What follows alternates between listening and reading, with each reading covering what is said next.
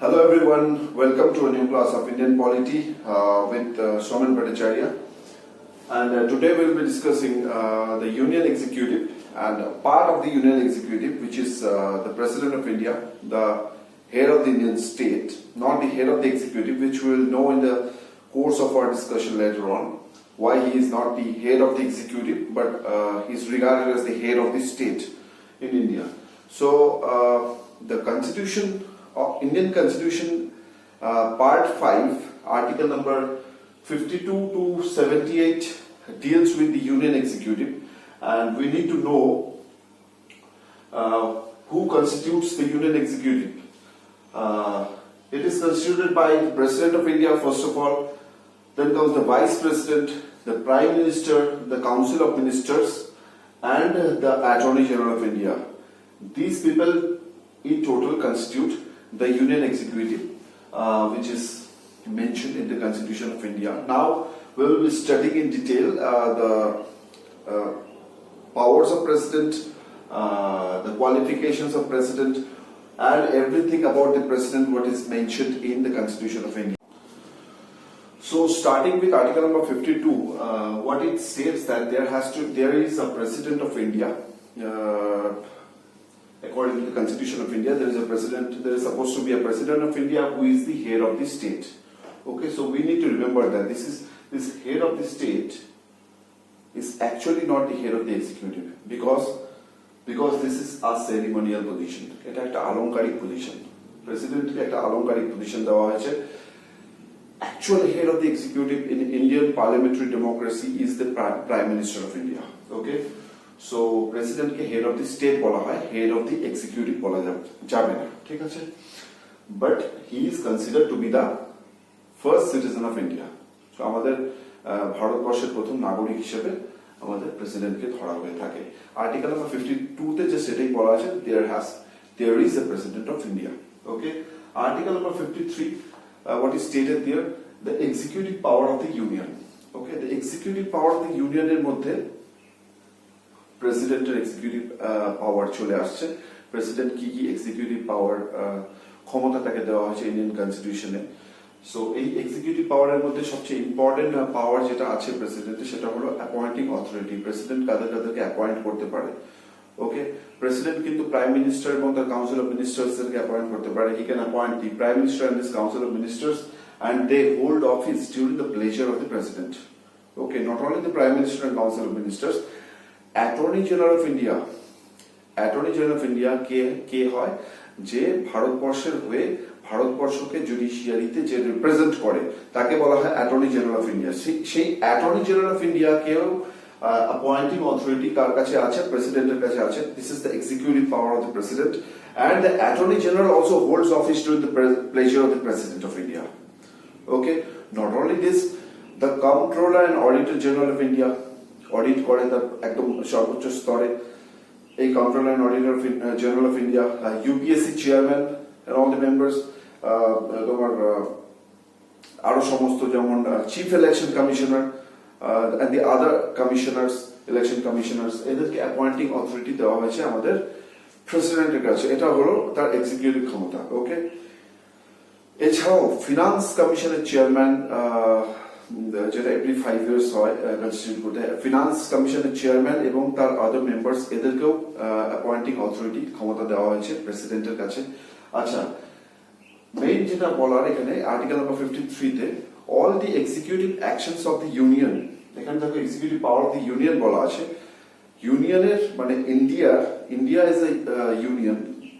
So ইউনিয়নের সমস্ত executive ক্ষমতা, সমস্ত এক্সিকিউটিভ যে সমস্ত ডিসিশনস এগুলো কার নামে নেওয়া হয়ে থাকে? These are all taken or these are all implemented in the name of the President of India.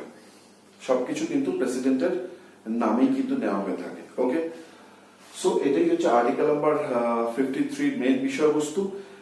এবং এই এক্সিকিউটিভ ক্ষমতা পড়ে তার আরো অনেক ক্ষমতা আছে, যেমন সে একটা শিডিউলড এরিয়া কোনটা হবে বা ট্রাইবাল এরিয়া কোনটা হবে এটাকে ডিমার্কেট করার যে ক্ষমতাটা আছে সেটাও দেওয়া আছে প্রেসিডেন্টকে। সো প্রেসিডেন্ট কিন্তু কি করে rule of conduct of business হবে ইউনিয়ন গভর্নমেন্টের, এটাও কিন্তু ডিসাইড করে দিতে পারে president in accordance with the executive power of the union. So এগুলো বেসিক্যালি আর্টিকেল 153 তে থাকবে তার এক্সিকিউটিভ পাওয়ারের মধ্যে, যেগুলো আমাদের জেনে রাখা প্রয়োজন। এবং সবচেয়ে ইম্পর্টেন্ট কথা যেটা জানবে, he is the head of the state, not the head of the executive. Okay, so real head of the executive is the Prime Minister of India. Okay, now we come to article number 54. What does it state? It states the election procedure of the President of India. How is the election procedure of President of India is to be conducted? Is it a direct election like the Prime Minister and all the Council of Ministers are elected through, or is it an indirect election? It is an indirect election accordingly by forming an electoral college. Okay, what is electoral college? Who are the members who constitute this electoral college? Who in the course elect the President of India? কারা থাকে electoral কলেজে, যারা indirect ইলেকশনের মাধ্যমে প্রেসিডেন্টকে elect করে। Electoral কলেজে কারা কারা থাকবে দেখো। First, the elected members of both the houses of parliament, অর্থাৎ Rajya Sabha and Lok Sabha, upper house and lower house, এই দুটোরই ইলেক্টেড মেম্বার্স অফ পার্লামেন্ট যারা যারা আছে, যারা যারা elected members, not the nominated members. Elected member of legislative Assembly's of states. So রাজ্যগুলির যে সমস্ত বিধানসভা আছে, নট বিধান পরিষদ, ওকে, এটা মাথায় রাখতে হবে। যেখানে যেখানে ডুয়াল বাইক্যামেরাল লেজিসলেচার আছে স্টেটসে, অর্থাৎ বিধান পরিষদ আছে, বিধান পরিষদের মেম্বার্সরা কিন্তু এখানে প্রেসিডেন্টকে ইলেক্ট করতে ইলেকট্রাল কলেজে স্থান পায় না, মাথায় রাখতে হবে সেটা। Only elected MLS of the বিধান সভাস, only elected MLAs, not the nominated MLAs, এটা মাথায় রাখবে। and the elected members of the legislative assemblies of the Union Territory of Delhi and Puducherry। এটাকে অ্যাড করা হয়েছিল নতুন 70th Constitutional Amendment Act 1992 দ্বারা। এই ইউনিয়ন টেরিটরি অফ দিল্লি এবং পুদুচেরির যে ইলেক্টেড মেম্বার্স অফ লেজিসলেটিভ অ্যাসেম্বলিজরা ইলেকট্রাল কলেজে স্থান পাবে, এটা 70th Constitutional Amendment Act of 1992 তে ইনকর্পোরেট করা হয়েছে কনস্টিটিউশনে। ওকে, এখানেও মাথায় রাখা প্রয়োজন যে union territory of Delhi and পুদুচেরির ক্ষেত্রেও এখানেও নমিনেটেড মেম্বার্সরা কিন্তু ইলেকট্রাল কলেজে কোনো স্থান পায় না প্রেসিডেন্টকে ইলেক্ট করার ক্ষেত্রে। তো এখানে আরো অনেক জিনিস মাথায় রাখা প্রয়োজন যে কি প্রসিডিওরে আমাদের প্রেসিডেন্টকে ইলেক্ট করা হয়, সেই প্রসিডিওর অফ ইনডাইরেক্ট ইলেকশনটা কি। সো প্রপোর্শনাল রিপ্রেজেন্টেশনের কথা তোমরা শুনেছো। Proportional representation in accordance with the single transferable voting system, তার মাধ্যমেই প্রেসিডেন্টের ইলেকশনটা সম্পন্ন হয় এবং তার জন্য একটা ক্রাইটেরিয়া আছে, ফর্মুলা আছে, যেই ফর্মুলাতে ছকে ফেলে প্রেসিডেন্টকে ইলেক্ট করা হয়। এবং মেইন জিনিস যেটা মনে রাখার প্রয়োজন, এই ইলেকট্রাল কলেজের মেম্বার্স কারা কারা হতে পারে, মনে রাখা এটাও প্রয়োজন যে নমিনেটেড মেম্বার্সরা প্রেসিডেন্টকে ইলেক্ট করতে পারে না। অর্থাৎ নমিনেটেড মেম্বার্স অফ পার্লামেন্ট হতে পারে, এই রাজ্যসভায় যে 12 নমিনেটেড মেম্বার্স আছে তারা, লোকসভায় যে 2 অ্যাংলো ইন্ডিয়ান কমিউনিটি থেকে নমিনেট করা যেতে পারে যাদেরকে, তারা কিন্তু প্রেসিডেন্টকে ইলেক্ট করতে পারে না, এটা তোমরা মনে রাখবে।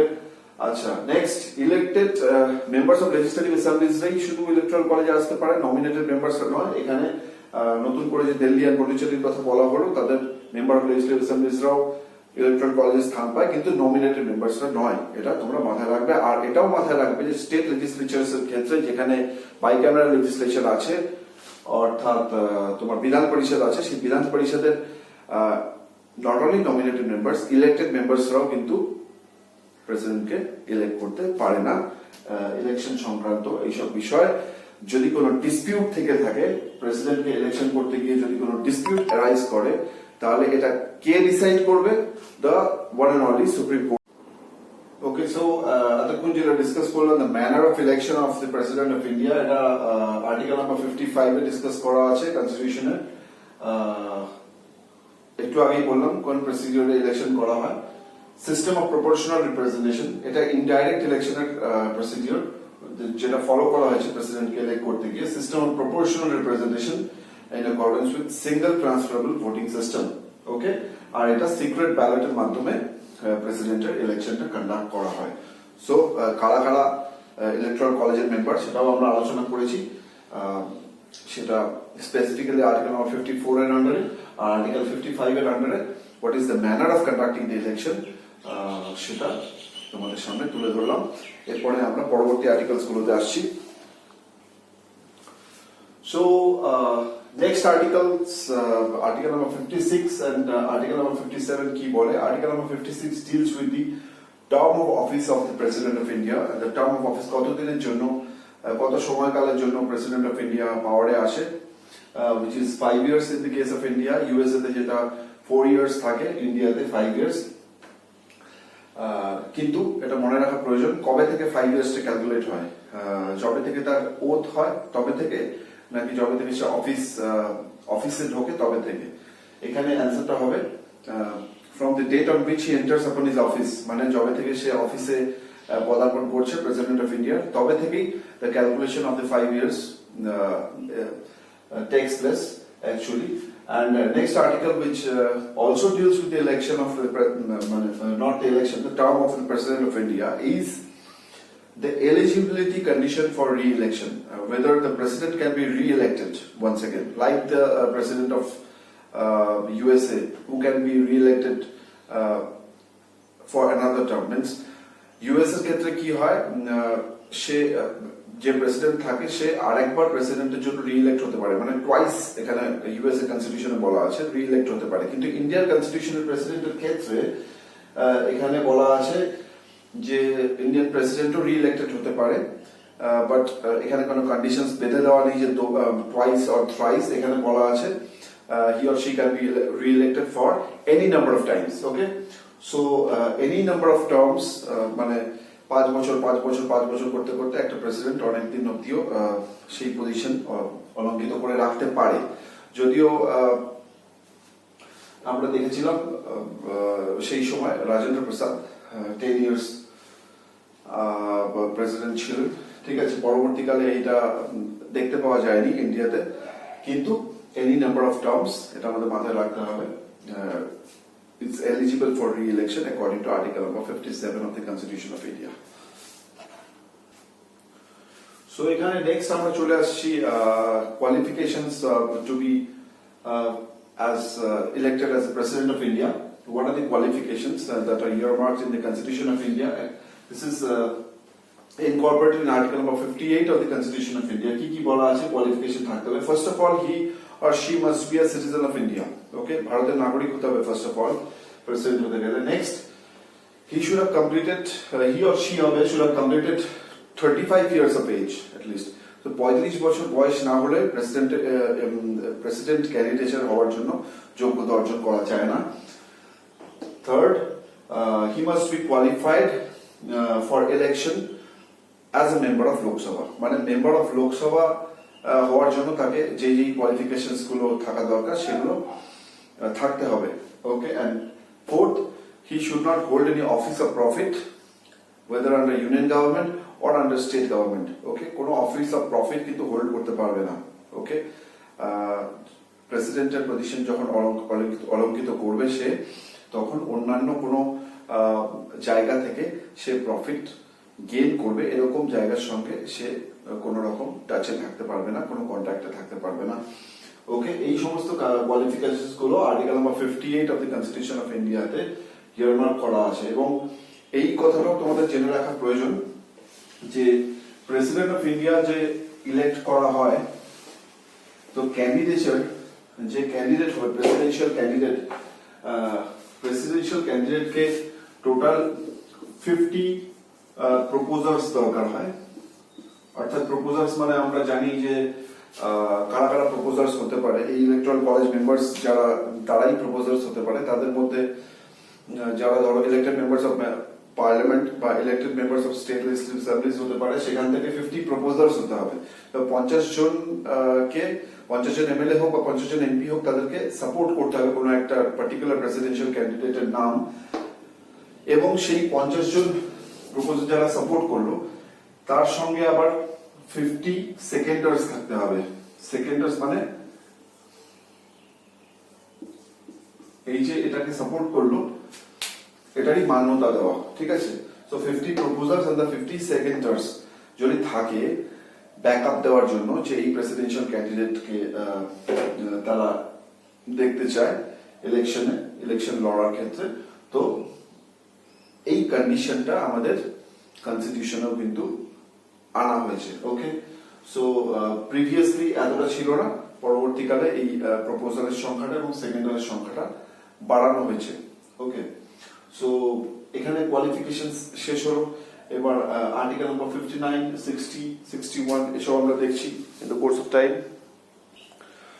সো আর্টিকেল নাম্বার 59 কি বলে? Article number 59 deals with the conditions of presidents office. So president ভারতের রাষ্ট্রপতি হতে গেলে কি কি কন্ডিশন তার অফিসের সঙ্গে জড়িত আছে যেগুলো মেনে চলতে হবে একটা রাষ্ট্রপতিকে ইলেক্টেড হওয়ার পরে।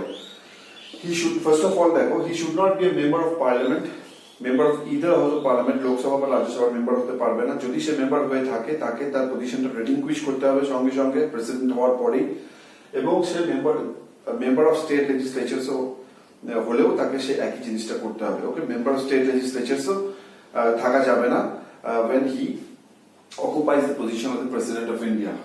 This is the first condition. Second condition is he should not hold any office of profit. Okay, apart from the President of India থাকার সময় সে অন্য কোনো অফিস অফ প্রফিট, সেটা ইউনিয়ন গভর্নমেন্টের সঙ্গে বা স্টেট গভর্নমেন্টের সঙ্গে জড়িত কোনো অফিস অফ প্রফিটের সঙ্গে জড়িত থাকতে পারবে না। Okay, this is the second condition. Okay, third condition কি? He is entitled to his official residence একটা হয় যেটা আমরা জানি রাষ্ট্রপতি ভবন, সেই অফিসিয়াল রেসিডেন্সে উইদাউট রেন্ট, তার জন্য তার থেকে কোনো রেন্ট নেওয়া হয় না সেই অফিসিয়াল রেসিডেন্সে থাকার জন্য, সেটা থাকতে পারে, এটাও একটা এন্টারটেনমেন্ট তার। এবং এছাড়াও আলাদা he is entitled to emoluments, allowances, তার যা যা স্যালারিজ হবে অ্যালাওয়েন্সেস থাকবে, which can't be taken away from him during his term of office, মানে যতদিন সে তার টার্মটা এনজয় করবে ততদিন কিন্তু তার থেকে এই এমলুমেন্টস অ্যালাওয়েন্সেস এগুলো কেড়ে নেওয়া যাবে না, ঠিক আছে। সো এই স্যালারিজ অ্যালাওয়েন্সেস আরো সমস্ত এন্টাইটেলমেন্টস এগুলো থেকেই একটা জিনিস জানা, সেটা হলো 2018 সালে ফিনান্স অ্যাক্ট 2018 এর মাধ্যমে প্রেসিডেন্টের যে স্যালারি সেটা 1.5 লাখ থেকে 5 লাখ এ নিয়ে যাওয়া হয়েছে, 1.5 lakh to direct 5 lakh. Okay, by the Finance Act of 2018. Okay, so presidential and vice presidential তোমার যে পেনশন অ্যাক্ট ছিল সে 1951 এর, সেটাকে অ্যামেন্ড করে ফিনান্স অ্যাক্টটা করা হয়েছিল, সেখানেই স্যালারিজ বাড়ানো হয়েছিল তোমার প্রেসিডেন্টের। ওকে, so article 59 is done. We'll deal with the article number 60 now, which actually states about how the oath taking ceremony is performed when the election of the president is completed. Okay,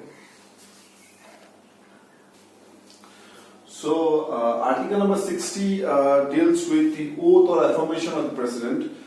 So কি শপথ নেয় president যখন elected হয়ে যায় president, সেই পজিশনে আসার পরে তার শপথ বাক্য কি হয়, যে তিনটি কন্ডিশন ফিল আপ করতে হয় এখানে। সেই তিনটি কন্ডিশন কি কি? Number one, to faithfully execute his office. Okay, second, to preserve, protect and defend the Constitution of India and the law of the land, and the third is he should devote himself to the service and well-being of the people of India. Okay, এই তিনটি condition fill up করতে হয়, এই তিনটি condition নিয়ে তিনি শপথ বাক্য পাঠ করেন। Okay, next we come to a very important article regarding the President of India, which is article number 61, which says about the impeachment of president. কি করে প্রেসিডেন্টকে ইমপিচ করা হয়। ওকে, ইমপিচমেন্টটা কখন হতে পারে বা কে ইমপিচ করতে পারে প্রেসিডেন্টকে, কারা কারা ইমপিচ করতে পারে। ইমপিচমেন্টটা কখন হতে পারে? For violation of the constitution. আমাদের কনস্টিটিউশনে যেটা বলা আছে, প্রেসিডেন্ট যদি কোনো এমন কাজে জড়িত থাকে যেটা আমাদের কনস্টিটিউশনকে, the supreme law of the ল্যান্ডকে ভায়োলেট করছে, তখনই প্রেসিডেন্টকে ইমপিচ করা যেতে পারে। কিন্তু আমাদের কনস্টিটিউশনে কোথাও স্পেসিফিক্যালি ডিফাইন করা নেই যে what is violation of the constitution, okay, what does it specifically mean, এটা ডিফাইন করা নেই। বাট ইমপিচমেন্ট কি করে করা হয়ে থাকে, দ্য প্রসিডিওর, ওকে, এটা আমাদের জেনে রাখা প্রয়োজন। এখানে প্রথমেই জেনে নিতে হবে যে ইমপিচমেন্ট কিন্তু এনি হাউস অফ পার্লামেন্ট থেকে ইনিশিয়েট হতে পারে। Any house of parliament can initiate the process of impeachment, whether it is Lok Sabha or Rajya Sabha can initiate the process of impeachment of the President of India. But যেই হাউসই initiate করুক সেই হাউসের এখানে condition আছে, সেই হাউসের 1/4 of the members of that house কে সেটাকে endorse করতে হবে। 1/4 of the members of the house সেটা এন্ডোর্স করছে, যে প্রেসিডেন্টকে এন্ডোর্স করছে বা ইনিশিয়েট করছে বলা যায়, যে প্রেসিডেন্টকে রিমুভ করা হোক, এর জন্য একটা ইমপিচমেন্ট মোশন আনা হোক, ওকে। এই মোশন আনার জন্য ইনিশিয়েশনটা কিন্তু যেই হাউসেই উঠুক, লোকসভা হোক বা রাজ্যসভায় হোক, সেটা 1/4 of the members of that house দ্বারা ইনিশিয়েটেড হতে হবে, ওকে, দ্য মোশন। আচ্ছা, এটার আরেকটা কন্ডিশন আছে, সেটা হলো 14 days প্রায়র নোটিশ দিতে হবে প্রেসিডেন্টের কাছে, পাঠাতে হবে প্রেসিডেন্টের কাছে যে তাকে ইমপিচ করতে চলা হয়েছে, ওকে। তো ইমপিচ করতে যাওয়া হচ্ছে এই জন্য 14 days প্রায়র নোটিশ প্রেসিডেন্টকে দিতে হয়, ওকে। এর পরের প্রসিডিওর গুলো কি, যদি মোশনটা অ্যাকসেপ্টেড হলো, যেই হাউসে ধরো লোকসভায় সেটা প্রথম উত্থাপিত হয়েছে, সেখানে টোটাল নাম্বার অফ মেম্বার্স এর মধ্যে 2/3 মেম্বারকে 2/3 members of the total number of members of a house, মানে সেটা রাজ্যসভায় হতে পারে, সেটা লোকসভায় হতে পারে, যেখানে উত্থাপিত হয়েছে, সেখানে 2/3 members of the total membership of the house কে সেটাকে সম্মতি জানাতে হবে, পাস করবে তারা, তারপরেই সেটা নেক্সট কক্ষে যাবে। ধরো লোকসভায় উত্থাপিত হলো, সেটা রাজ্যসভায় নেক্সট যাবে, তো সেখানেও সেটা ইনভেস্টিগেট হবে, charges against the president will be investigated. Then এই ইনভেস্টিগেশন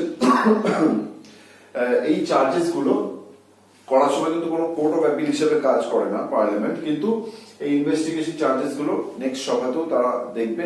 সেখানেও যদি 2/3 মেম্বার, আবার নেক্সট পক্ষেও কিন্তু একই কন্ডিশন, 2/3 মেম্বার দ্বারা সেটাকে পাস করাতে হবে, সেই মোশনটাকে পাস করাতে হবে, তখনই গিয়ে প্রেসিডেন্টকে টোটালি ইমপিচ করা সম্ভব হবে। ইন্ডিয়ান কনস্টিটিউশনের হিস্ট্রিতে এখনো পর্যন্ত কোনো প্রেসিডেন্টকে ইমপিচ করা হয়নি, এটা তোমাদের জেনে রাখা প্রয়োজন। আর সবচেয়ে ইম্পর্টেন্ট পয়েন্ট এখানে জানার প্রয়োজন, ইলেকশন আমরা দেখেছি, প্রেসিডেন্টের ইলেকশনের সময় কিন্তু nominated members of the member of parliament যারা ছিল, অর্থাৎ রাজ্যসভা এবং লোকসভার নমিনেটেড মেম্বার্সরা বা মেম্বার অফ লেজিসলেটিভ অ্যাসেম্বলিজ যারা ছিল, তারাই শুধুমাত্র পেত, নমিনেটেড মেম্বার্সরা কিন্তু পেত না ইলেকট্রাল কলেজের স্থান, অর্থাৎ ইলেকশনে তারা পার্টিসিপেট করতে পারত। কিন্তু এখানে প্রেসিডেন্টকে ইমপিচ করার সময় মেম্বার্স অফ পার্লামেন্টের যে নমিনেটেড মেম্বার্সরা আছে, অর্থাৎ Anglo Indian community in the Lok Sabha and the 12 members who are nominated by the president, তারাও কিন্তু entitled to participate in the proceedings of impeachment of the president of India, okay. So এটা তোমাদের মনে রাখা প্রয়োজন, nominated members of parliament,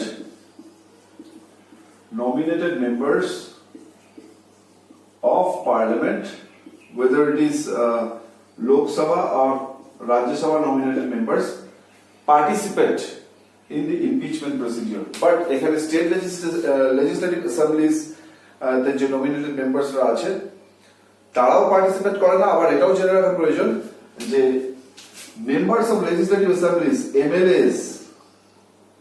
MLAs don't participate in the process of impeachment of the President of India. কিন্তু MLAs রা কিন্তু election প্রসিডিউরে participate করতো, electoral কলেজে স্থান পেত। কিন্তু MLAs মানে member of legislative Assembly's, elected members as well as, আমি MLAs কেন লিখলাম, as well as nominated members, তারাও কিন্তু প্রেসিডেন্টকে ইমপিচ করার প্রসিডিউরে পার্টিসিপেট করতে পারে না। এখানে শুধুমাত্র মেম্বার অফ পার্লামেন্ট এমপিসরা পারবে, টোটালি এমপিসরা পারবে, কারণ ইলেক্টেড এমপিসরাও পারবে, নমিনেটেড এমপিসরাও পারবে ইমপিচমেন্ট প্রসিডিউরে পার্টিসিপেট করতে। সো খুব সূক্ষ্ম ডিফারেন্সিয়েশন গুলো ইলেকশন এবং ইমপিচমেন্টের ক্ষেত্রে কারা কারা পার্টিসিপেট করতে পারছে, কারা কারা পারছে না। বারে বারে করে ভিডিওটা দেখবে, তাহলে তোমাদের কনসেপ্টটা ক্লিয়ার হবে। Okay, now we deal with the vacancy. So what happens when the president's position is vacant? Okay, or how is the president's position vacant? How does it become vacant? So we will know about that. 5 conditions. There are 5 conditions when the president's position can be vacant or lies vacant. When there is expiry of term, মানে 5 years যখন complete হয়ে যাচ্ছে, তার term যখন expire করে যাচ্ছে, তখন তার পজিশনটা ভ্যাকেন্ট হয়ে যেতে পারে। ওকে, এখানে জেনে রাখা প্রয়োজন যে টার্ম এক্সপায়ার করার আগেই কিন্তু তার ইলেকশনের প্রসিডিউরস গুলো শুরু করে দেওয়ার কথা বলা হয়। কিন্তু যদি কোন রকম ডিলে হয়, তখন সেই পজিশনে কে থাকবে? তখন কিন্তু এটা কনস্টিটিউশনে বলাই আছে, যদি কোন রকম ডিলে হয় তখন সেই পজিশনে কিন্তু ভাইস প্রেসিডেন্ট আসতে পারে না। অর্থাৎ তোমরা এটা মাথায় রাখবে, এক্সপায়ারি অফ দ্য টার্মের ক্ষেত্রে কিন্তু যখন কিছুটা ডিলে হচ্ছে, তখন ভাইস প্রেসিডেন্ট কিন্তু সেই জায়গায় থাকছে না। যেই প্রেসিডেন্ট ছিলেন তিনিই কিন্তু কিছুদিনের জন্য সেই পজিশনে থেকে যাবেন, assumes charge. Okay, and after a new president has been elected to the office, he relinquishes his charge. ঠিক আছে, তখন সেই চার্জটা ছেড়ে দেয়। সো এক্সপায়ারি অফ দ্য টার্মের ক্ষেত্রে কিন্তু ভাইস প্রেসিডেন্ট প্রেসিডেন্টের জায়গায় বসে না। ঠিক আছে, for the time being. Second, third, fourth and fifth যে কন্ডিশনস গুলো আছে, এই সমস্ত কন্ডিশনের ক্ষেত্রে কিন্তু ভাইস প্রেসিডেন্ট বা ভাইস প্রেসিডেন্ট না থাকলে chief justice of India, chief justice of India না থাকলে সিনিয়র মোস্ট জাজ অফ দি সুপ্রিম কোর্ট, তারা কিন্তু সেই পজিশনে অলঙ্কিত করতে পারে। যখন রেজিগনেশন দেবে প্রেসিডেন্ট, যখন প্রেসিডেন্টকে রিমুভ করা হতে পারে ইমপিচমেন্ট দ্বারা, যখন সে ডিসকোয়ালিফাই করা হলো তার ইলেকশনকে, প্রেসিডেন্ট ইলেকশনকে ডিসকোয়ালিফাই করা হয়েছে কোনো কারণে, বা যদি তার ডেথ হয়ে যায়, তো সেসব ক্ষেত্রে কিন্তু ভাইস প্রেসিডেন্ট সেই পজিশনে বসতে পারে। ভাইস প্রেসিডেন্ট না থাকলে আমি যাদের যাদের নাম বললাম, chief justice of India, senior most জাজ অফ দি সুপ্রিম কোর্ট, তারা বসতে পারেন সেই পজিশনে। তো রেজিগনেশন কাকে দেয় president? He can tender his resignation to the Vice President of India. Okay. আচ্ছা, removed, he can be removed through impeachment procedure, যেটা আমি আর্টিকেল নাম্বার 61 এ কিছুক্ষণ আগে তোমাদের আলোচনা করেছি। আচ্ছা, ডিসকোয়ালিফাই, যদি কোন রকম ভাবে তার ইলেকশনকে ডিসকোয়ালিফাই করে দেওয়া হয়, সুপ্রিম কোর্ট যদি ডিসকোয়ালিফাই করে, কারণ প্রেসিডেন্সিয়াল ইলেকশনে কোন রকম কোনো ভায়োলেশন হলে সেটা কিন্তু সুপ্রিম কোর্টের কাছেই যায়, সুপ্রিম কোর্ট ডিসাইড করতে পারে। এবং ডেথ হলে, দেখো ডেথ কাদের কাদের হয়েছে এখন পর্যন্ত ইন্ডিয়ান হিস্ট্রিতে, ইন্ডিয়ান কনস্টিটিউশনাল হিস্ট্রিতে দুটো প্রেসিডেন্টের পজিশনে, প্রেসিডেন্সিয়াল পজিশনে থাকার সময় ডেথ হয়েছে। তারা হলো ডক্টর জাকির হোসেন অ্যান্ড ফখরুদ্দিন আলী আহমেদ। এই দুজন প্রেসিডেন্টের কিন্তু প্রেসিডেন্সিয়াল পজিশনে থাকার সময় ডেথ হয়েছে। Okay, now we come to the main part, the powers of the president. What are the powers provided in the Constitution of India to the President of India? So these can be divided into these 7 powers, which you can see in the board. First is executive powers. আমি executive power নিয়ে তোমাদের শাসন বিভাগীয় ক্ষমতা নিয়ে তোমাদের সঙ্গে discuss করেছি। আর্টিকেল নাম্বার 53 তে প্রেসিডেন্টকে কি পাওয়ার্স দেওয়া হয়েছে, এই সত্ত্বেও আলাদা পাওয়ার্স আছে।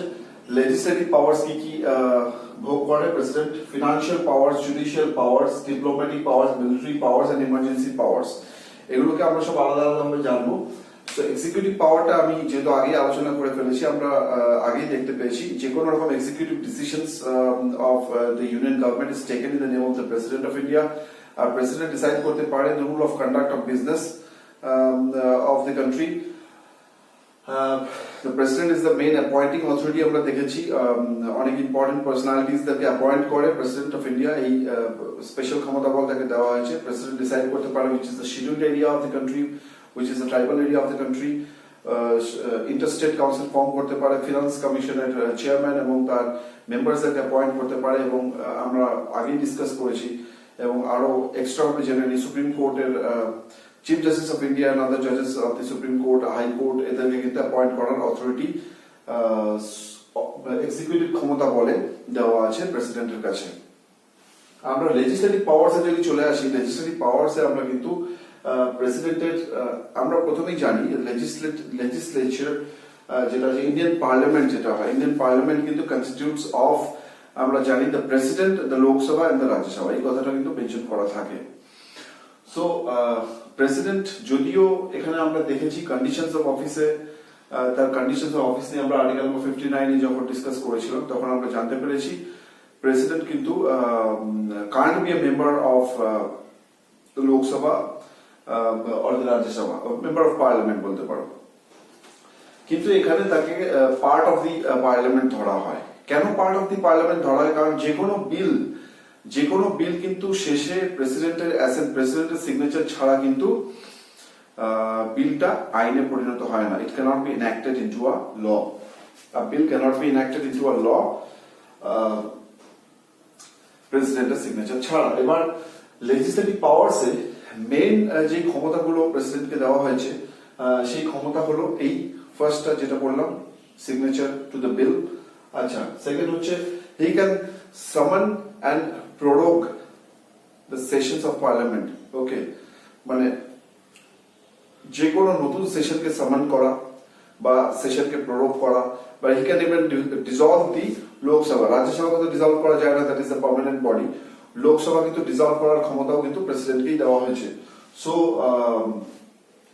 এইগুলো এটা হচ্ছে তার বেসিক লেজিসলেটিভ পাওয়ার তাকে প্রদান করা হয়েছে কনস্টিটিউশন দ্বারা। এবং যখন পার্লামেন্ট থাকবে না, ধরো কোনো পক্ষই থাকলো না, তখন তাকে অর্ডিন্যান্স মেকিং পাওয়ার দেওয়া হয়েছে। এই অর্ডিন্যান্স মেকিং পাওয়ার নিয়ে আমরা আলাদাভাবে একটা সেকশনে পড়বো প্রেসিডেন্টের, সেটা আলাদাভাবে জানবো আমরা প্রেসিডেন্টকে কি অর্ডিন্যান্স মেকিং পাওয়ার দেওয়া হয়েছে। এবং এছাড়াও লেজিসলেটিভ পাওয়ার যদি আমরা দেখতে চাই প্রেসিডেন্টের, তাহলে আমরা দেখবো প্রেসিডেন্ট কিন্তু কোনো বিলকে রিকনসিডার করার জন্য আবার পার্লামেন্টে নতুন করে পাঠাতে পারে, ঠিক আছে। কিন্তু আর্টিকেল নাম্বার 111 যেটা বলা আছে, কিন্তু আবার যদি সেটা পুনরায় প্রেসিডেন্টের কাছে আসে সেটাকে প্রেসিডেন্ট স্বাক্ষর করতে বাধ্য হয়। তো প্রেসিডেন্ট বিলগুলোকে নিয়ে কি করতে পারে, প্রেসিডেন্টের কিছু ভেটো ক্ষমতাও দেওয়া আছে প্রেসিডেন্টকে, যেটাও তার লেজিসলেটিভ পাওয়ার্স এর মধ্যেই পড়ছে। সেই ভেটো ক্ষমতা নিয়েও আমরা কিছুক্ষণ পরে আলাদাভাবে ডিসকাশন করব। সো লেজিসলেটিভ পাওয়ার্স এ তাকে চূড়ান্ত ক্ষমতা দেওয়া হয়েছে কিছু কিছু ক্ষেত্রে। ওকে, আর সবচেয়ে ইম্পর্টেন্ট ক্ষেত্রটা এখানে লেজিসলেটিভ পাওয়ার্স এ পড়ে রাখি, সেটা হলো মানি বিলের ক্ষেত্রে। যে কোনো মানি বিল প্রথমেই প্রেসিডেন্টের সিগনেচার ছাড়া কিন্তু উত্থাপন করা যায় না। আর মানি বিল কিন্তু একমাত্র লোকসভাতেই উত্থাপন করা যায়, আমরা জানি লোয়ার হাউসে, কিন্তু প্রেসিডেন্টের স্বাক্ষরটা আগে মাস্ট। আর প্রেসিডেন্ট কিন্তু কন্টিনজেন্সি ফান্ড অফ ইন্ডিয়া থেকে তোমার প্রসিডস গুলো সে তার সিগনেচার দিয়েই কিন্তু সেটাকে ফরওয়ার্ড করতে হয়। এবং যে কোনো বিল ধরো কনসলিডেটেড ফান্ড অফ ইন্ডিয়া থেকে যেই বিলগুলোকে তোমার ফরওয়ার্ডিং করাতে হয় বা স্যাংশন করাতে হয়, সেটার জন্য কিন্তু প্রেসিডেন্টের রেকমেন্ডেশন প্রয়োজন হয়। তো লেজিসলেটিভ ক্ষমতা তাকে মানে প্রচুর পরিমাণে প্রদান করা হয়েছে এখানে। সাইনিং অথরিটি বলে, প্রথমেই বলেছিলাম ceremonial position, president is the signing authority. Okay, executive ক্ষমতা বলে, লেজিসলেটিভ ক্ষমতা বলে, তাকে এই সমস্ত ক্ষমতাগুলো প্রদান করা হয়েছে। এছাড়াও কিন্তু তোমরা যদি দেখো, যদি ডিসকোয়ালিফিকেশন অফ এমপিস এর কথা ওঠে, disqualification of member of parliaments এর কথা ওঠে, তখন কিন্তু প্রেসিডেন্ট একটা উল্লেখযোগ্য ভূমিকা পালন করে থাকে সেটা ডিসাইড করার ক্ষেত্রে তাদেরকে ডিসকোয়ালিফাই করা যেতে পারে কিনা। এবার এছাড়াও আমরা জানি প্রেসিডেন্ট কিন্তু 12 জন সদস্যকে নমিনেট করতে পারে রাজ্যসভাতে, এবং 2 জন সদস্যকে অ্যাংলো ইন্ডিয়ান কমিউনিটি থেকে নমিনেট করতে পারে লোকসভাতে। তো এটাও তার লেজিসলেটিভ ক্ষমতার মধ্যে, লেজিসলেটিভ পাওয়ার্স এর মধ্যে পড়ছে। এবার চলে আসি তার financial powers A. What are the financial powers provided to the president of India. Financial powers এর কথা যদি বলতে হয়, তাহলে এই যে কন্টিনজেন্সি ফান্ড বললাম, কন্টিনজেন্সি ফান্ড থেকে যে ফান্ডটাকে যে ফরওয়ার্ডিং করা, গ্রান্ট করা, এটা একটা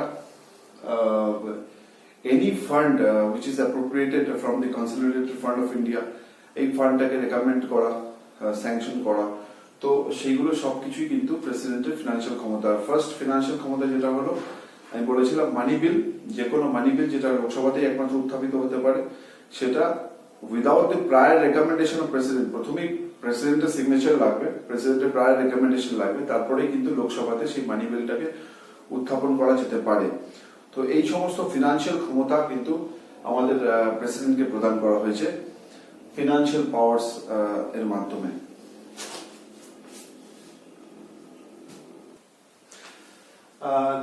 Next comes the judicial powers. What are the judicial powers provided to the President of India?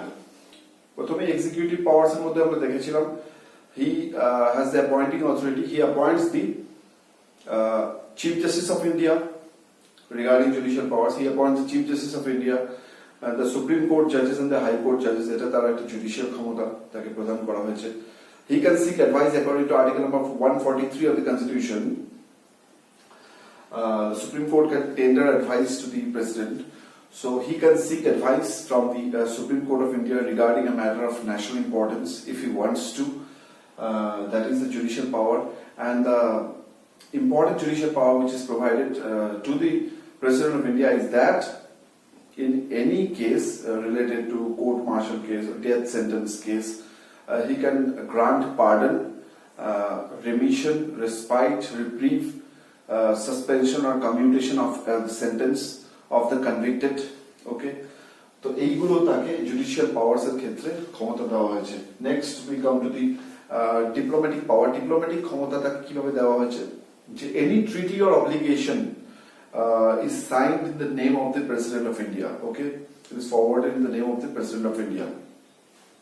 আর ইন্ডিয়াতে যে রিপ্রেজেন্ট করতে যায় বাইরের কোনো ইন্টারন্যাশনাল কোনো সেমিনার্স এন্ড এভরিথিং, সেখানে কিন্তু প্রেসিডেন্ট অফ ইন্ডিয়ার নামে কিন্তু রিপ্রেজেন্টেশনটা হয় India. Okay, because he is the head of the state, সেটা ডিপ্লোম্যাটিক ক্ষমতা দেওয়া হয়েছে তাকে। মিলিটারি ক্ষমতা, he is, what is the military power provided to him?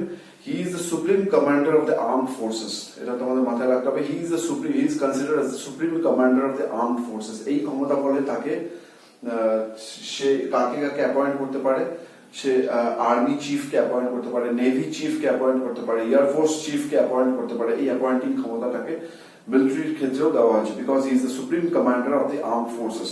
ওকে, তো আর্মড ফোর্সেস এর লিডার আমাদের president of India. And emergency power মানে তার সেই কিন্তু এমার্জেন্সি ঘোষণা করতে পারে, অবশ্যই কাউন্সিল অফ মিনিস্টার্স এবং তার প্রাইম মিনিস্টারের সঙ্গে আলোচনা করেই এটা হতে পারে। কিন্তু national emergency article number 352, state emergency that is তোমার যেটা কনস্টিটিউশনাল এমার্জেন্সি বলে article 356, and financial emergency which has never been imposed in India according to article number 360. এই তিনটে এমার্জেন্সি কিন্তু প্রেসিডেন্টের নামে, প্রেসিডেন্টের স্বাক্ষর ছাড়া কিন্তু ইম্পোজ করা সম্ভব হয় না। So these are the powers of the President of India which are described in the Constitution of India. আমরা কিছুক্ষণের মধ্যে ordinance making power of the president of India এবং আরো সমস্ত পাওয়ার্স নিয়ে আমরা আলোচনা করব। Okay, now we come to an important power exercised by the President of India, which is termed the veto power of the President, which is also available to the President of the United States of America. But regarding our country, our President of India, what are the veto powers that the President enjoys? Okay, so in order to know that, আমাদের প্রথমে জানতে হবে যে পার্লামেন্টে যখন, আমি প্রথমেই বলেছিলাম, তার লেজিসলেটিভ পাওয়ার্স এর মধ্যে একটা ইম্পর্টেন্ট পাওয়ার হচ্ছে, সব থেকে ইম্পর্টেন্ট পাওয়ার হচ্ছে অ্যাসেন্ট দেওয়া, যে কোনো বিলকে সিগনেচার করে সেটাকে আইনে পরিণত করা। তো যে কোনো বিল ধরো উত্থাপিত হয়েছে যে কোনো একটি কক্ষে পার্লামেন্টের, সেটা স্টেট লেজিসলেচারসও হতে পারে, সেটা যখন প্রেসিডেন্টের কাছে যায়, তো প্রেসিডেন্টের পাওয়ার আছে, ডিসক্রিশনারি পাওয়ার আছে, যেটা প্রেসিডেন্ট বিলগুলোকে নিয়ে কি করবে। তো সেই প্রেসিডেন্ট কি ডিসাইড করবে বিলগুলিকে নিয়ে, এটাই কিন্তু আর্টিকেল নাম্বার 111 অফ দি কনস্টিটিউশনে ডিসক্রাইব করা আছে, যেখানে বলা আছে assent to bills passed by the parliament. তো সেই অ্যাসেন্টটা তিনি দিতেও পারেন, নাও দিতে পারেন, আবার রিকনসিডার করার জন্য পাঠাতেও পারেন। এই তিনটে কন্ডিশন থাকে তার, he can either give his assent to the bill, in which case the bill automatically becomes an act, an act is enacted. Second option হচ্ছে he can withhold his assent to the bill, মানে সে সেটাকে আটকে দিতে পারে বিলটাকে, সে signature না করতে পারে।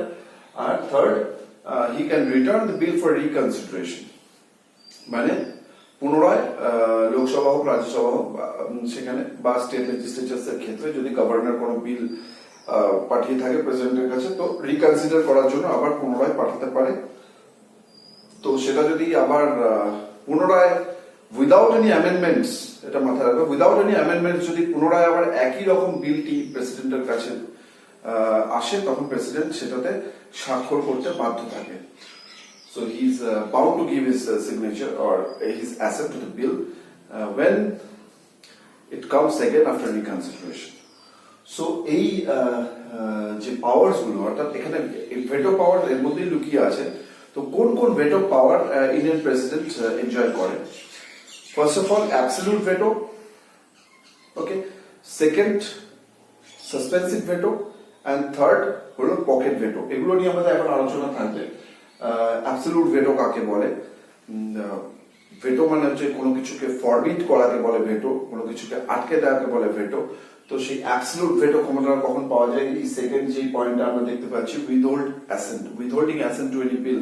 কোনো বিলকে যখন তিনি আটকে দেয়, তখন মানে সিগনেচার না করে, তখন সেই বিলটি আটকে যায় অ্যাব্রাপ্টলি এবং সেই বিলটি আইনে পরিণত হয় না। তো সেটাকে বলা হচ্ছে absolute veto, where the bill ends altogether. Okay, the bill which have been initiated in any of the house is ended altogether because the president hasn't assented to the bill. এটা হচ্ছে প্রেসিডেন্টের অ্যাবসলিউট ভেটো ক্ষমতা, ঠিক আছে।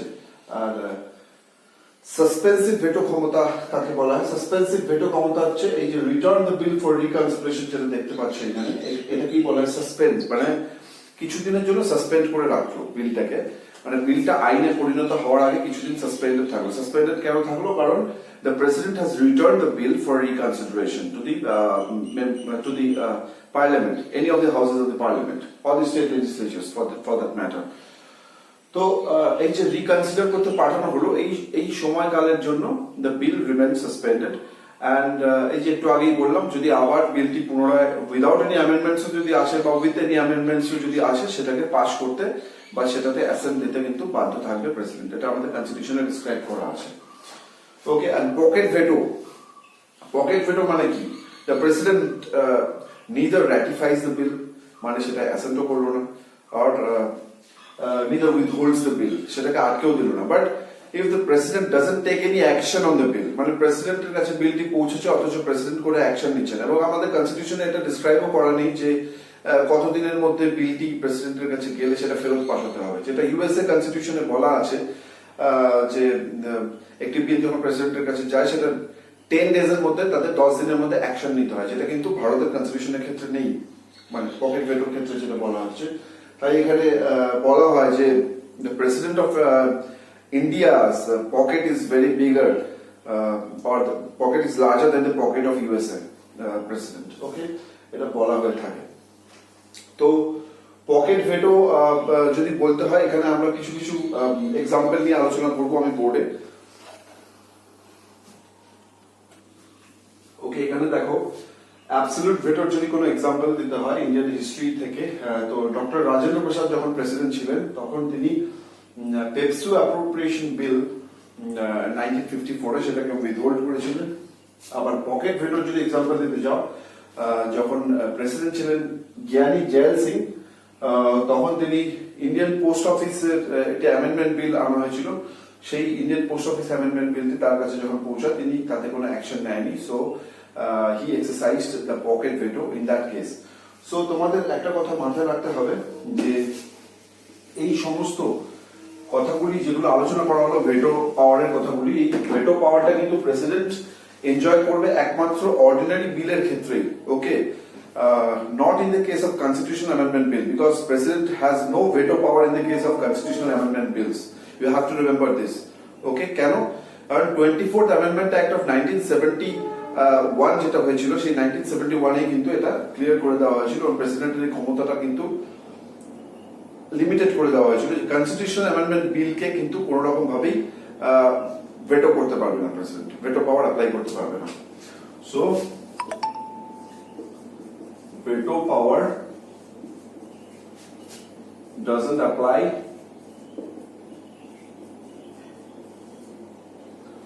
regarding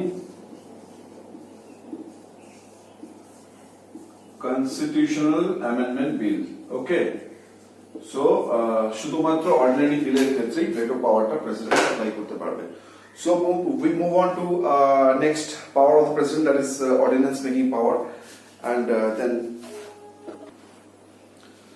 you need to remember also that what happens when the governor reserves certain bills for president's assent, because he can do so. Governor এই পাওয়ারটা আছে, article number 200 এ গভর্নরও decide করতে পারে যে স্টেট লেজিসলেচার থেকে যে সমস্ত বিলগুলো পাস হয়ে গভর্নরের কাছে যায়, because the governor is the the head of the particular state in which he is the head of the executive there. So he gets to decide on the bills. So he can give his assent to the bills like the president, he can withhold his assent to the bill, he can return the bill for reconsideration. এটা মাথায় রাখবে যে the president or the governor দুজনই কিন্তু মানি বিলকে কখনো return করতে পারে না রিকনসিডারেশনের জন্য, কারণ মানি বিল তো প্রেসিডেন্টের এবং এদিক থেকে গভর্নরের সিগনেচার নিয়েই কিন্তু উত্থাপিত করা যায়। ওকে, সো লোয়ার হাউসে উত্থাপিত করা যায় সেটা লোকসভাতে, আর স্টেট লেজিসলেচারের ক্ষেত্রে বিধানসভায় উত্থাপিত করা যায়। সো মানি বিলকে কখনো কিন্তু আটকাতে পারে না, ওকে, ভেটো করতে পারে না। সো এটা মাথায় রাখবে। আর গভর্নর তো প্রেসিডেন্টের জন্য যে কোনো স্টেট লেজিসলেচারের বিলটাকে রিজার্ভ করে রাখতে পারে। তো সো এই যে স্টেট লেজিসলেচারের জন্য রিজার্ভ করে রাখলো গভর্নর, এটা আর্টিকেল নাম্বার 200 এ গভর্নরকে এই পাওয়ারটা দেওয়া আছে। আর্টিকেল নাম্বার 201 এ প্রেসিডেন্ট কি করতে পারে সেই স্টেট লেজিসলেচার বিল গুলো নিয়ে। Okay, so article number 201 deals with assent to state bills. Okay, মানে স্টেট লেজিসলেচারে যে সমস্ত বিল থাকে সেগুলোতে অ্যাসেন্ট দেওয়ার ক্ষেত্রে প্রেসিডেন্টের সেই একই রকম ক্ষমতা থাকে, যেমন তিনি he can give his assent to the bill, then the bill becomes an act, আইনে পরিণত হয়। he can withhold his assent to the bill, মানে অর্থাৎ ভেটো ক্ষমতা থাকছে। and he can also exercise his pocket veto regarding this bill, but মানি বিলের ক্ষেত্রে reconsider করতে পাঠাতে পারে না। সাসপেন্সিভ ভেটো থাকে সেখানে প্রেসিডেন্টের ক্ষমতা, অর্থাৎ রিকনসিডার করতেও পাঠাতে বলতে পারে। কিন্তু রিকনসিডার করে আসার পরে, অর্থাৎ স্টেট লেজিসলেচার থেকে যখন রিকনসিডার করে প্রেসিডেন্টের কাছে আসবে, তখন কিন্তু যে তিনি সেটা মেনে নেবেন সেটাও কিন্তু সেখানে বলা নেই, কনস্টিটিউশনে বলা নেই, অর্থাৎ নাও মেনে নিতে পারেন তিনি। ওকে, সো এখানে দেখতে হবে প্রেসিডেন্টের 200 আর্টিকেল 201 এ যেটা বলা হয়েছে, পকেট ভেটো কিন্তু also applies to the state bills. এটাও মাথায় রাখতে হবে, মানে শুধুমাত্র যে ইউনিয়ন বিলস এর ক্ষেত্রে অ্যাপ্লাই হচ্ছে তা না, স্টেট বিলস এর ক্ষেত্রেও কিন্তু পকেট ভেটোকে অ্যাপ্লাই করা যাচ্ছে, এখানে সাসপেন্সিভ ভেটোকেও অ্যাপ্লাই করা যাচ্ছে, এবং এখানে অ্যাবসলিউট ভেটো অ্যাপ্লাই করা যাচ্ছে। অর্থাৎ presidential veto power also applies to the bills regarding state legislature which are reserved for him particularly by the governor of okay, next we come to an important power, that is ordinance making power, which comes under the ambit of legislative power, which is the most important legislative power of the President of India. So it is mentioned in article number 123 of the Constitution, 123 number article e dhara eta bola ache je president er ordinance making power ache। ordinance ta ki? Ordinance is a temporary law, okay, it is not a permanent law. This is not a permanent law in the sense that what is passed in the form of bill that is presented or initiated in any of the houses of the legislature and then go to the president for his assent, and after go to the speaker to get his assent first, and then goes to the president for his assent, and after the president gives his assent to the bill, it becomes a law. This is the case of permanent law. But whenever there is recess time, when parliament is not in session, any of the house is not in session, remember, even if one house is in session, যদিও একটা house সেশনে থাকে, তাহলেও কিন্তু তোমার permanent ল বানানো সম্ভব নয়, কারণ দুটো হাউস থেকেই বিলটাকে পাস করে তারপর প্রেসিডেন্টের কাছে পৌঁছতে হয়। তো রিসেস টাইমে এবং যদি এরকম সিচুয়েশন তৈরি হয় যে লোকসভা ডিসলভ হয়ে গেছে, মানে লোকসভা নেই, শুধুমাত্র রাজ্যসভা আছে, এই সমস্ত টাইমে প্রেসিডেন্টের কাছে ক্ষমতা দেওয়া আছে, স্পেশাল লেজিসলেটিভ ক্ষমতা দেওয়া আছে, আইনি ক্ষমতা দেওয়া আছে, তিনি অর্ডিন্যান্স জারি করতে পারেন। He can promulgate ordinance. Okay, so he has this power of promulgating ordinance, also withdrawing ordinance. যখন তখন সেই অর্ডিন্যান্সটাকে তিনি উইথড্র করে নিতে পারেন, কিন্তু তিনি কিন্তু একার দমে এসব কিছু করেন না। এখানে দেখো, he can promulgate and withdraw the ordinance on the advice, এটা বলা আছে কনস্টিটিউশন অফ ইন্ডিয়াতে, on the advice of the council of ministers headed by the prime minister. তো ওনাদের অ্যাডভাইস নিয়ে কিন্তু তিনি অর্ডিন্যান্স জারিও করতে পারেন, আবার অর্ডিন্যান্সটাকে তুলেও নিতে পারেন। ঠিক আছে, সো অর্ডিন্যান্সকে আমরা টেম্পোরারি ল হিসেবে জানি। So it is the most important legislative power enjoyed by the president of India. তো অর্ডিন্যান্স জারি হলো টেম্পোরারি ল হিসেবে কদিন থাকে ভ্যালিডিটি। সো পার্লামেন্ট যখন আবার ধরো রিঅ্যাসেম্বল হলো, রিসেস টাইম থেকে বেরিয়ে যখন রিঅ্যাসেম্বল হলো, ধরো রিসেস টাইম থেকে হতে পারে, বা যখন আমি বললাম লোকসভা ডিসলভ হয়ে গেল, শুধু রাজ্যসভা আছে, নতুন লোকসভা ফরমেশন হলো, নতুন লোকসভা ফরমেশন হওয়ার পর থেকে, সো তারপর থেকে 6 উইকস এর মধ্যে it ceases to operate on the expiration of 6 weeks after reassembly of parliament. 6 weeks কথাটা মনে রাখবে। হাইয়েস্ট টাইম লিমিট হতে পারে 6 মান্থস এন্ড 6 উইকস, কারণ 6 মান্থসটা হচ্ছে তোমার যে একটা সেশন থেকে আরেকটা সেশনের maximum time has to be 6 months within which you have to conduct a session of parliament. So এটা টেকনিক্যালি 6 months 6 উইকস হতে পারে, কিন্তু তোমরা 6 উইকস কথাটা মাথায় রাখবে। 6 weeks after reassembly of parliament যদি সেই অর্ডিন্যান্সটাকে অ্যাপ্রুভ করে নেওয়া হয় পার্লামেন্টের মেম্বারসদের দ্বারা, তাহলে সেই টেম্পোরারি লটা পার্মানেন্ট লয়ে পরিণত হয়ে যায়। আবার যদি ডিসঅ্যাপ্রুভ করে দেওয়া হয়, তাহলে এই 6 উইকস এর আগেই কিন্তু অর্ডিন্যান্সটা তোমার ডিসঅ্যাপ্রুভড হয়ে যেতে পারে। ঠিক আছে, এবং এটা যদি কোনো রকম স্টেপসই না নেওয়া হয় এই অর্ডিন্যান্স কে নিয়ে, তার মানে ধরে নেওয়া হয় যে সেই অর্ডিন্যান্সটি ভ্যালিড আছে এবং সেটা অটোমেটিক্যালি পাস হয়ে যায়। তো আরো কিছু ইম্পর্টেন্ট পয়েন্টস আমরা বোর্ডে লিখে আমরা জেনে নেব কি ইম্পর্টেন্ট পয়েন্টস আমাদের আরো কিছু জানা দরকার অর্ডিন্যান্সের ব্যাপারে। So some important points to remember regarding this ordinance making power of the president is that it is not a discretionary power, which I mentioned right now, that he cannot use this power as his own discretion, because এখানে তোমাকে council of ministers and headed by the prime minister তাদের advice নিয়ে তাকে কিন্তু প্রমালগেট করতে, অর্ডিন্যান্সটাকে জারি করতে হয় বা উইথড্র করে নিতে হয়। So it is not a discretionary power of the president. আচ্ছা, ordinance like any other law can be retrospective মানে কি? ইট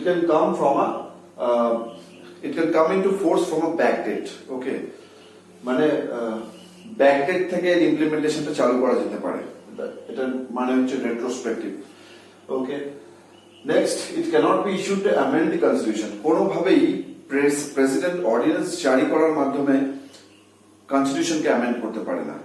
আর দেখো, ইট is not a parallel power of legislation, মানে পার্লামেন্টের যেই পাওয়ারগুলি দেওয়া আছে সেই ক্ষমতা বলে ডাইরেক্টলি প্রেসিডেন্টও সবকিছু করতে হবে এমনটা কিন্তু নয়।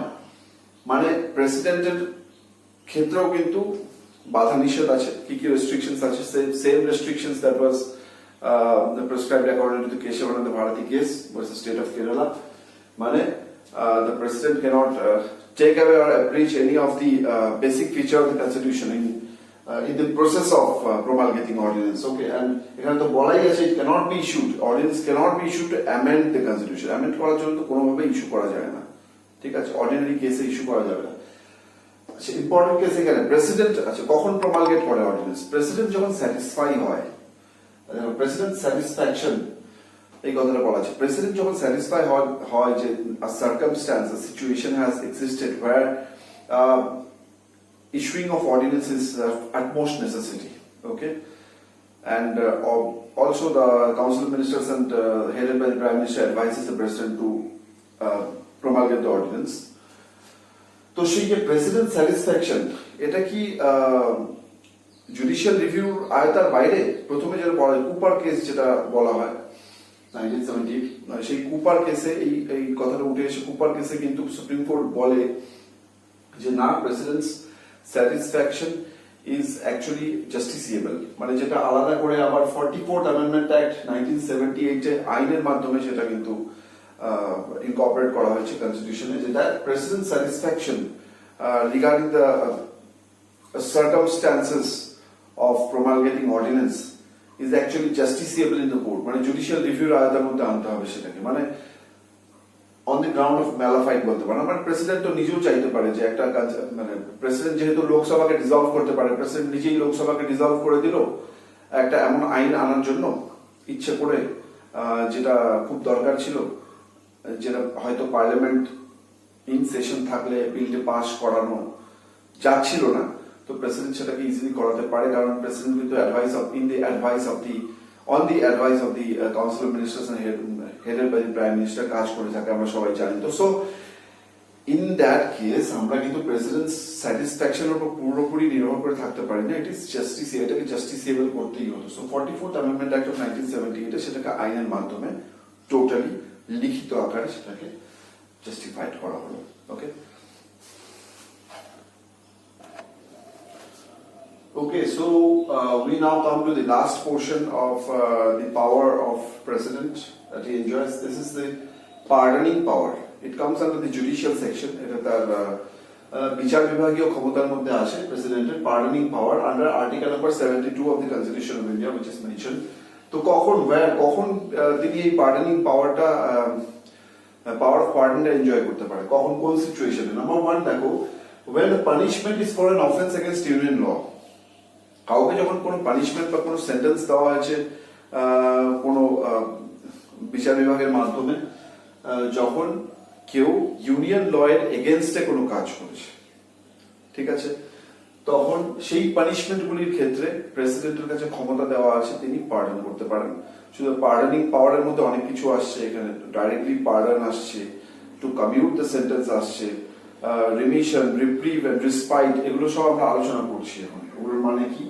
সেকেন্ড, কোন কন্ডিশনে পার্ডন করতে পারে? Second, when the sentence means the punishment of the sentence is against a person convicted under court martial. Okay, court martial মানে মার্শাল ল এর আন্ডারে যখন কোনো পারসনকে কনভিক্ট করা হয়, মানে সিভিল ল এর এগেইনস্ট, সিভিল ল এর অপোজিট বলতে পারো মার্শাল ল, মিলিটারি রুল যখন চলে, তো সেই সব ক্ষেত্রে কোর্ট মার্শাল যাদের এগেইনস্টে হয়, সো তাদেরকেও পার্ডন করতে পারে। আর সবচেয়ে ইম্পর্টেন্ট ক্ষমতাটা দেওয়া আছে when a particular person is sentenced to death, যখন কারোর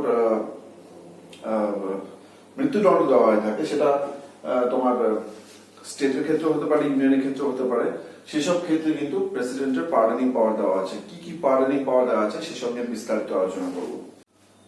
So we will now come to know that what are the particular pardoning power that is included in the presidential pardoning power.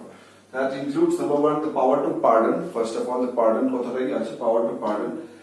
What does it do? It removes the sentence and the conviction altogether. It totally absolves the case altogether and acquits the convict. মানে convict মানে যাকে sentence করা হয়েছে, যার নামে সব sentence, সব সেন্টেন্সটাই তুলে দেওয়া হয়, পুরোটাই রিমুভ করে দেওয়া হয় এবং তাকে টোটালি ছাড় দিয়ে দেওয়া হয়। সেটাকে বলে complete pardoning power of the president of India. Okay, সেকেন্ডটা কি থাকছে? কমিউটেশন, যেটাকে বলে পাওয়ার টু কমিউট, এই কথাটাও বলা হয়। কমিউটেশনটা কি? কমিউটেশনটা হচ্ছে mainly substitution of some punishment two a lighter form. মানে ধরো এখানে বলা আছে মৃত্যুদণ্ড দেওয়া হয়েছে, ডেথ থেকে সেটাকে কমিউট করে প্রেসিডেন্ট ধরো বলে দিল যাবজ্জীবন জেল হবে, রিগোরাস ইমপ্রিজনমেন্ট হলো, বা ধরো সেই রিগোরাস ইমপ্রিজনমেন্ট থেকেও আবার একটু লাইটার ফর্মে সেটাকে নিয়ে আসা হলো, ঠিক আছে, বলা হলো 7 years জেল হবে। সো কমিউটেশন মানে হচ্ছে, মনে রাখবে, এটা হচ্ছে substitution of punishment to from higher form to a lighter form. ঠিক আছে, এরপরে আমরা আসি remission, respite and reprieve. So এখানে দেখো এরপরে আসছে remission, respite and reprieve. These are all the pardoning power of the President of India. Remission কি করে? Remission reduces the period of sentence without changing its character. মানে সেন্টেন্সের ক্যারেক্টারটা একই থাকলো। ধরো সেন্টেন্সের ক্যারেক্টারটা বলা হলো রিগারাস পানিশমেন্ট দেওয়া হবে, রিগারাস পানিশমেন্টই থাকছে, কিন্তু তার তোমার পিরিয়ড অফ সেন্টেন্স চেঞ্জ করে দেওয়া হচ্ছে। ধরো 3 বছর থেকে সেটা 2 বছরের নামে দেওয়া হলো, লাইট করে দেওয়া হলো সেন্টেন্সটাকে। এটা প্রেসিডেন্ট করতে পারে, which is remission. তো রিমিশনের সঙ্গে তোমরা reducing of period of sentence without changing it's character, এটা মনে রাখবে। রেসপাইট, এটাও কিন্তু অ্যাওয়ার্ডিং লেসার সেন্টেন্স। তো রেসপাইটের সঙ্গে সবসময় মনে রাখবে স্পেশাল গ্রাউন্ডটা জড়িত আছে। রেসপাইট অন স্পেশাল গ্রাউন্ড মানে ধরো যে ফিজিক্যাল ডিসএবিলিটি আছে যাদের, বা ধরো ম্যাটারনিটি প্রবলেমস যাদের আছে, তো তাদেরকে ধরো কনভিক্ট করা হয়েছে এবং তাদের সেন্টেন্স করা হয়েছে। সো এই সমস্ত ব্যক্তিদের ক্ষেত্রে প্রেসিডেন্ট সবসময় লেসার সেন্টেন্স অ্যাওয়ার্ড করতে পারে, keeping in mind the special ground. এই জন্য রেসপাইটের সঙ্গে স্পেশাল গ্রাউন্ড জড়িত। আচ্ছা, রিপ্রিভটা কি করে? এটাকে বলা হয় stay order. Okay, temporarily stay of the execution of the order. Specially death সেন্টেন্সের ক্ষেত্রে এটা হয়ে থাকে। তো ডেথ সেন্টেন্সের ক্ষেত্রে যখন তোমার প্রেসিডেন্টের কাছে আর্জি জানায় কনভিক্ট, তখন সেটাতে স্টে অর্ডার ইস্যু করতে পারে। স্টে অর্ডারটা হবে reprieve. Okay, so pardon, commutation, remission, respite and reprieve, এই 5টা মনে রাখতে হবে। পার্ডন মানে অ্যাবসলিউটলি পার্ডন, সবকিছু থেকে ক্ষমা করে দিল, পুরো সেন্টেন্সটাই তুলে দিল। কমিউটেশন মানে the substitution of a sentence from higher to a lighter form, এটাকে বলা হচ্ছে। আচ্ছা, রিমিশনে আমরা যেটা দেখলাম reducing the period of sentence, ওটাও রিডিউসিং করলো পিরিয়ড অফ সেন্টেন্স, কিন্তু ক্যারেক্টারটা সেম রাখলো, মানে সেন্টেন্সের ক্যারেক্টার যেটা থাকবে সেটাকে পাল্টানো যাবে না। রিমিশনে রেসপাইট কি হলো? এটা অ্যাওয়ার্ডিং অফ লেসার সেন্টেন্স হলো, কিন্তু অন স্পেশাল গ্রাউন্ড। অ্যান্ড রিপ্রিভ যেটা হলো stay on the execution of the order. Specially death sentence যখন ঘোষণা করা হয় সেটাতে স্টে, কিছুদিনের জন্য টেম্পোরারি সেটাকে স্টে করা হলো, কিছুদিনের জন্য রিপ্রিভ পেয়ে গেল যে সেন্টেন্স, যে কনভিক্ট আছে। ওকে, so now we come to the conclusive part of the power of Indian President. So what is the position of Indian President in the context of the Indian Constitution? So we have already discussed article number 53, which says that the executive power of the Union shall be vested in the President of India. All the executive decisions shall be taken in the name of the President of India, or any other subordinate to him can also implement his executive decisions. This is actually the position of the President of India. Number one, it represents the nation. The President represents the nation, is the first citizen of India, but doesn't rule it. He is not the head of the executive, he is the head of the state. Who does rule it? In a parliamentary democracy of India, India is ruled by the Council of Ministers, headed by the Prime Minister. Okay, we followed the British model. Okay. Okay, the second point, which is mentioned in article number 74, which goes to show the position of Indian President. He has to exercise his powers with the aid and advice of the Council of Ministers, headed by the Prime Minister. Okay. And it is made obligatory on his part to take the advice of the Council of Ministers and the Prime Minister. So, Prime Minister এবং Council of Ministers এর advice ছাড়া কিন্তু president তার কাজগুলো করতে পারবে না। এটা 42nd কনস্টিটিউশন অ্যামেন্ডমেন্ট 1976 এ অব্লিগেটরি করে দেওয়া হয়েছে।